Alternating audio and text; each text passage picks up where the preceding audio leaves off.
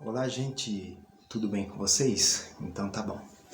Bom, hoje eu gostaria de falar um pouquinho sobre o socio-interacionismo piagetiano, né? Então, nessa parte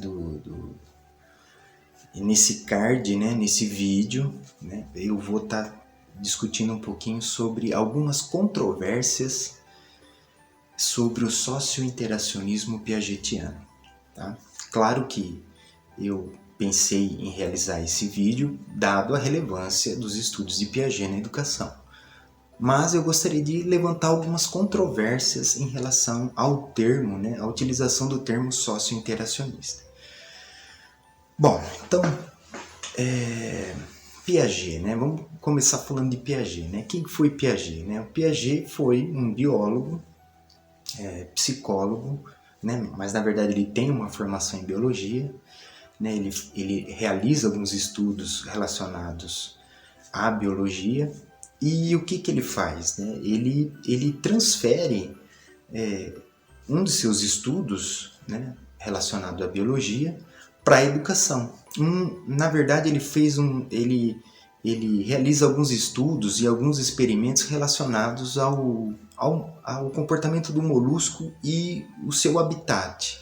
Então ele observa, né, a interação entre esse organismo e esse habitat, e ele vai observar como que esse molusco interage com esse habitat. E o que ele faz? Ele transfere esse modelo para a educação. Então ele tem como fundamento a biologia, a biologia mesmo, né? E a psicologia também, mas em linhas gerais, né, o fulcro da questão é a biologia. A base, né, para suas explicações, ela está fundamentadas na biologia. Então, como que ele transfere isso? Ele pensa essa questão do conhecimento, como a criança aprende, né? Como a criança ela toma conhecimento de alguma coisa. E o que ele vai dizer? Ele vai dizer que esse conhecimento se dá através da interação entre o sujeito e o objeto. Para ele, né, o conhecimento não está nem no sujeito e nem no objeto, mas na interação. Por isso que ele recebe o nome de interacionismo, porque o conhecimento ele vai surgir, né, através dessa interação entre o sujeito e o objeto. Então, o sujeito ele vai colocar em ação alguns conceitos, né, que Piaget classificou como assimilação, acomodação e equilibração, né? São esses esquemas mentais em que o sujeito, ao interagir com esse objeto, ele vai assimilar, primeiramente, algumas informações, né? Ele vai começar a incorporar e ele vai, num segundo momento, ele vai acomodar essas informações nessas estruturas cognitivas, né? Ele vai estar ajustando isso dentro dessas estruturas cognitivas, reorganizando, né, ou refletindo sobre essas informações para depois equilibrá-las, né? Que é o último conceito, vamos pensar assim, né? Em linhas gerais, né? Esse outro conceito, né? Esse último conceito que ele coloca como equilibração, né? Que é essa adaptação dessas informações nessas estruturas mentais, ou seja, esse conhecimento, essas informações já estão ajustadas nessas estruturas, elas já estão adaptadas. Bom, então esses esquemas, né, vamos utilizar esses esquemas mentais, o sujeito ele vai utilizando por meio dessas interações que vão ocorrendo entre o sujeito e o objeto. Bom, então essa é a ideia, né, para que a gente consiga entender como ocorre esse processo de aprendizagem. É um trabalho, na minha avaliação, é um trabalho de aprendizagem um tanto quanto solitário, onde cabe o sujeito apenas interagir com esse objeto de conhecimento para que ele possa aprender isso, né, e adaptar essas informações, esse conhecimento nas suas estruturas mentais. Então, pensando na educação, o professor ele fica num papel um tanto quanto secundário, porque basta cabe ao professor criar essas condições para que essa criança possa interagir com esse objeto de conhecimento. Então eu digo que o professor fica num papel secundário porque eu não sei se vocês conhecem esse livro, Piaget, Para Onde Vai a Educação, onde ele coloca um pouco essa ideia do professor.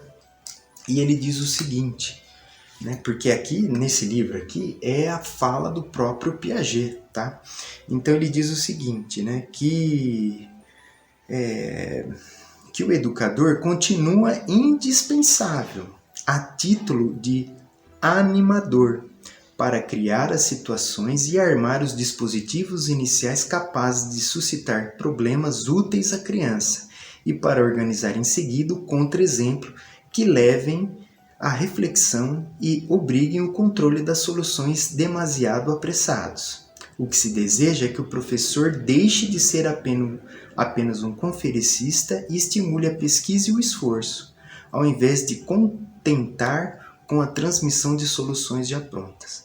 Então, na realidade, o que ele faz? Ele faz uma crítica ao ensino tradicional e coloca o professor como um animador. Então, essa é a primeira ideia que a gente...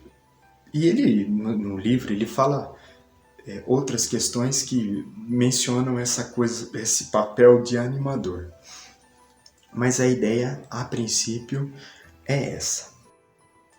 Bom, daí então, a ideia do sujeito construir o seu conhecimento por si só, né? Então, é uma construção que o sujeito faz por si só. É muito mais rico o sujeito aprender dessa forma, né? Através dessa interação entre o sujeito e o objeto. Tá? Que na realidade vai construir, que é um pouco a ideia da questão do aprender a aprender. Que é um pouco isso também, né? O aprender a aprender é aprender por si só. É através de uma interação ali que o sujeito vai aprendendo. Entretanto, essa ideia interacionista ela vai recebendo críticas de alguns autores, porque ela, de uma certa forma, ela afasta a questão do papel do outro nesse processo intencional, né, de aprendizagem. E aí você tem uma ausência do social. E aí o que alguns teóricos vão fazer para tentar suprir essa ausência do social? Você tem alguns teóricos que tentam unir ou retirar alguns conceitos da teoria de Piaget, a teoria de Vygotsky. Então, eles tentam unir Piaget e Vygotsky, que aí tem-se a ideia do socio-interacionismo, que é você dar uma pitada de social no interacionismo de Piaget. Entretanto, você tem alguns autores, como Duarte, aqui da Unesp, de Araraquara, que ele levanta algumas reflexões interessantes sobre essa tentativa de você unir essas duas teorias. Então, o professor Newton Duarte, ele vai, no seu livro intitulado Vygotsky, o Aprender a Aprender, ele vai tentar esclarecer um pouco, né, os problemas de você tentar relacionar essas duas teorias. Então, o que ele vai falar no seu livro? Ele vai falar que Vygotsky sempre tentou separar esse modelo biológico dessa tentativa de você unir essas duas teorias. Então, na verdade, ele sempre quis superar essa ideia de um modelo biológico na educação. E aí ele fala o seguinte, ele levanta algumas hipóteses. Eu gostaria de mencionar 3 dessas hipóteses. Uma dessas hipóteses que ele coloca, na tentativa de você compreender melhor Vygotsky, né? e entender que na realidade não tem como você unir as teorias de Piaget, a teoria de Piaget com o pensamento de Vygotsky. Ele diz o seguinte, né, que não há como você entender Vygotsky se você não se debruçar sobre os estudos marxistas. Então não tem como você tentar conciliar essas coisas, mesmo porque Vygotsky ele tem a base filosófica, né, a base que fundamenta tudo o que Vygotsky coloca na sua teoria, ela tá fundamentada no marxismo. Né? Então não há como você conciliar essas coisas. Né? Mesmo porque, se você for parar para prestar atenção, não que Piaget tenha pensado a teoria dele num modelo de sociedade neoliberal, capitalista, mas ela tem muito mais afinidade com o modelo capitalista neoliberal do que Vygotsky.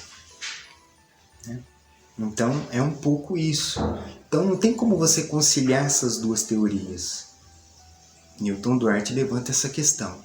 Outra questão que o Newton coloca é que não há como você entender Vygotsky, né, se você pegar só uma parte da teoria de Vygotsky. Você tem que entender o todo, né? O todo da teoria, né? E os teóricos que, de uma certa forma, ajudaram Vygotsky nessa elaboração desse pensamento, né? E outra ideia, e aí entra na nossa questão inicial do texto, como sócio-interacionismo, é que Vygotsky não é interacionista. A verdade é essa. Em nenhum momento da obra de Vygotsky você encontra o termo interacionista.